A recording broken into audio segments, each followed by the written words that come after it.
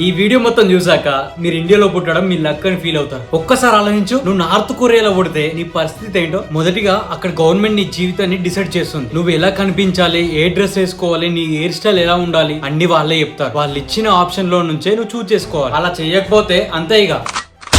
నీ ఇంట్లో ఒక లీడర్స్ ఫోటోస్ అత్యంత పై ప్లేస్ లో ఉండాలి. ఆ ఫోటో మీద కొంచెం డస్ట్ కనిపించినా లేదా నీ ఇంట్లో ఫైర్ యాక్సిడెంట్ జరిగి నీ ఫ్యామిలీ సేవ్ చేసి ఆ ఫోటోని సేవ్ చేయకపోతే నువ్వు ట్రబుల్లో పడిపోతావు. ఒకవేళ నార్త్ కొరియాలో అక్కడ ఒక లీడర్ ఆ మంత్ లో చనిపోతే ఆ మంత్ మొత్తం నువ్వు నవ్వడం బ్యాన్. ఎవరికైనా నువ్వు నవ్వుతూ కనిపించినా అంతే.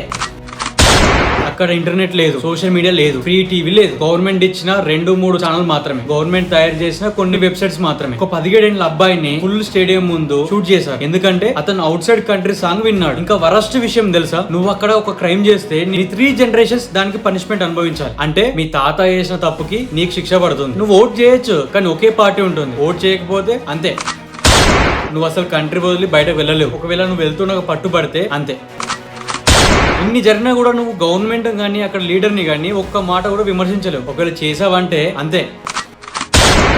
ఇప్పుడు చెప్పండి, ఫ్రీడమ్ వాల్యుబుల్ లేకపోతే మనం లైట్ తీసుకుంటాము? కామెంట్ లో చెప్పండి. ఈ వీడియో నచ్చినట్లయితే లైక్, షేర్, సబ్స్క్రైబ్ చేసుకోండి. ఫ్యాక్ట్స్ చెప్పడం కాదు, మీకు తెలియని ఫ్యాక్ట్స్ చెప్పడమే ఫ్యాక్ట్ బికాన్.